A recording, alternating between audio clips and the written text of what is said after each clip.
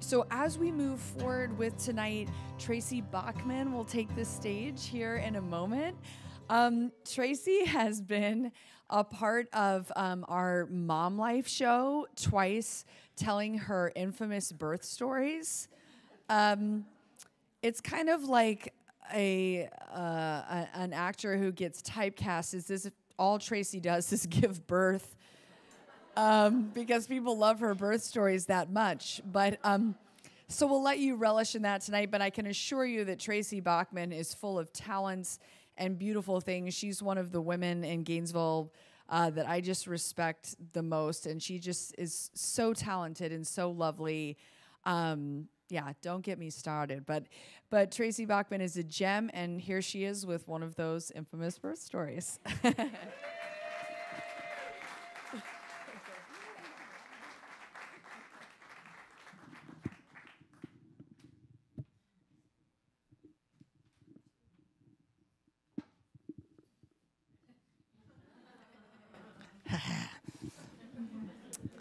Hello.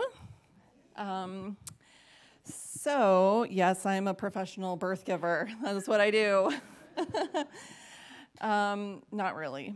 I am, however, really into breastfeeding and into cloth diapering, and I am really a natural childbirth devotee. I wasn't always. It all came about when I got pregnant with my son. And my Aunt Lorna told me, who lives in Kentucky, told me about the farm, and she told me about Ina May Gaskin, and she gave me a copy of Spiritual Midwifery, which is like the Bible for natural childbirth. I read that, and I decided that I needed to have this like one with the universe experience of childbirth. So I got pregnant. Well, I got pregnant, and things did not necessarily go as I had planned that first time around. I was working about 50 hours a week and commuting about 20 hours a week. And in between that time of working and commuting, we were going to childbirth classes on the weekend and learning how to, like, get real groovy when the contractions got real heavy. And I watched lots of videos about like women, laboring on trees and stuff. And there were women that I read these stories about women that would, instead of like getting all like getting all down on their labor, instead they'd paint baby furniture and bake cakes while like childbirth washed over them. So I made a plan, that was going to happen to me. That was the way it was going to go for us. No drugs, no monitors, no interventions. So flash forward, and the day came after a very large Mediterranean lunch on the north side of Chicago. It was a month early, and I had been diagnosed with preeclampsia, which then turned into eclampsia, and then it progressed to HELLP syndrome, which is when your liver shuts down and your blood doesn't want to clot. And they induced me, and it was a really stressful and was very out of it experience. Was not great. And the baby was born, and he was fine. Boy, Judah. And he had some breathing problems. Everything turned out A-okay. It was not great, but it turned out okay. But the whole thing was capped off by my darling husband, who just is amazing. I just want to couch all of the story in that preface.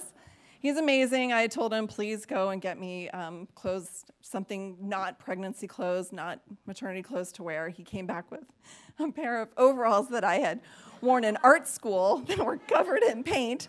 So that's what I carried my newborn home in. But that was sort of like, in a nutshell, my first lesson of parenting, which is to say that things don't go as you plan always. You got to buckle up. and things will definitely get messy. So then, flash forward 2 years, we moved to Gainesville, Florida, and I say that we high-fived in the hallway and got pregnant with our second child. And I decided that it was going to be a totally different experience, and it was. I hadn't yet got a job, so I spent my days, instead of 50 hours a week at the office, I was chasing a toddler around for like 1,000 hours a week, which is kind of how it feels. But then also napping and just enjoying my like kind of kickback lifestyle as a new mom.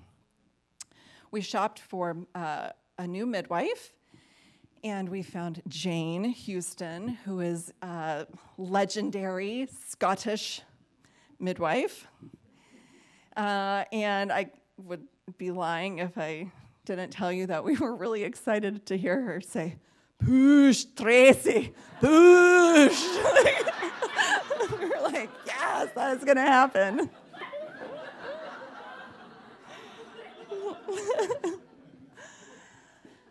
So everything went along just like clockwork, and the due date approached, and I really got nervous. You know, my first labor and my first pregnancy, my body had sort of let me down. I felt like I had kind of failed that first test of parenting, and like this was my time to redeem myself. So we made a plan with Jane, and we were going to have this triumphant birth. So I had 2 weeks of false labor, where you have contractions that go on, and you think that you're in labor. And I made Jane come and check me at my house twice, and she said, "You need to just relax. Like, this is going to happen. Just be patient." Well, I am not a patient person.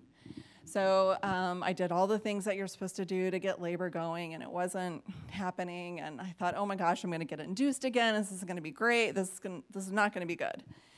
And so the baby's due date came and went, and I called Jane, and I said, "Jane, what do I do?" And she goes, "Tracy, just drink a weak glass of wine and go to bed." So I did what Jane said. I drank a glass of wine, and I went to bed at 6 o'clock at night. And I fell right asleep because I was so exhausted. I'd whipped myself into this tizzy. And at 1 o'clock in the morning, I know this because in a second, I fell out of bed. 1 minute I was laying in bed, and then the next minute I was on the ground looking up at my alarm clock, the red numbers on the alarm clock, and it said 1 o'clock. So it was 1 o'clock in the morning, and I was like, wow, I think my back is exploding, and I'm on the ground. And then I realized that this was actual labor. And so I crawled into the middle of the room, and I started like screaming into a pillow, and my husband was like, "I think it's time to call Jane." And I was like, "No." I was like, "I have a cake to bake." We're going to sway a little bit, like you're going to rub my belly. He let that go on for like a minute probably, and he was like, "I'm going to take matters into my own hands." And he called Jane. Jane could hear me in the background, and she said, "You need to go to the hospital right away." Well, in fact, I was really, I was transitioning. I was right at the very end of labor.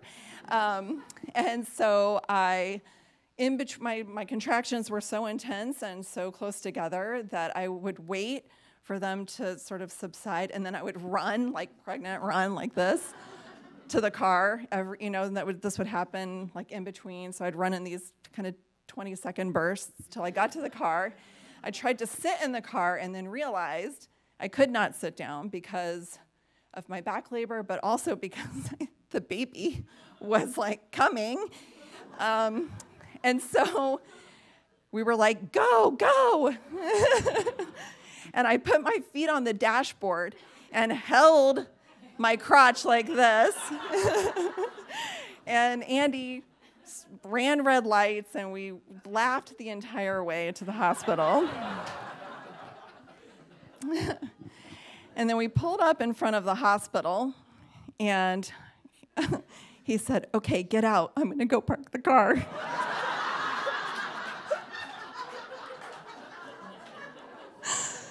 So I did.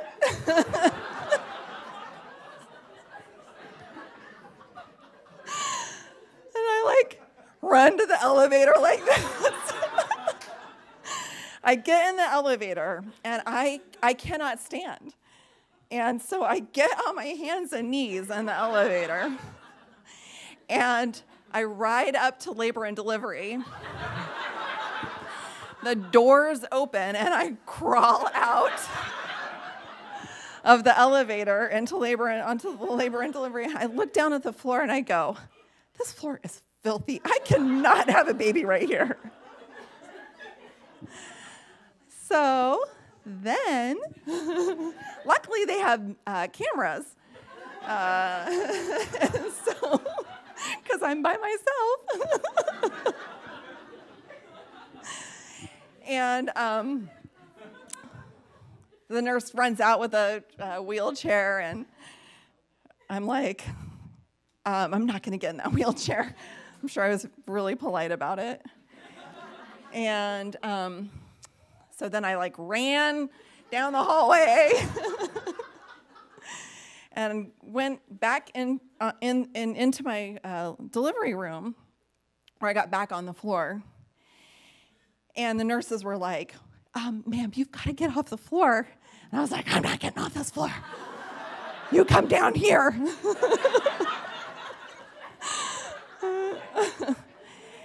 And they were like, "No, you cannot have a baby on the floor, and we need to start an IV." And I was like, "I'm not having an IV.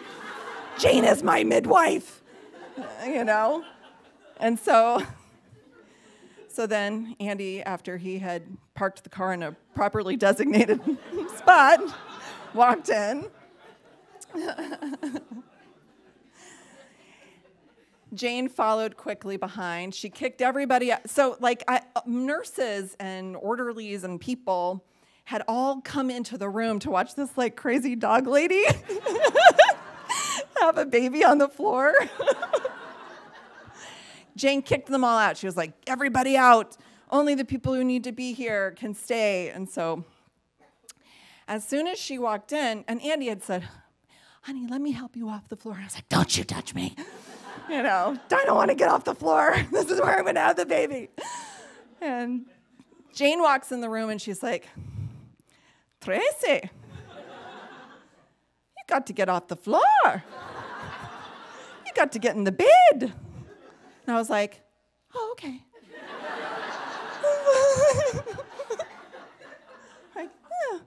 So then I got up magically, suddenly I could stand, and I got into the bed, and I had been waiting for her. I had just been waiting for my Scottish midwife to come in and give me permission to have the baby.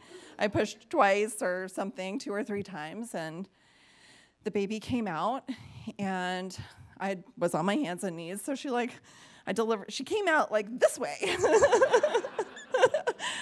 And so they had to pass the baby through to me this way.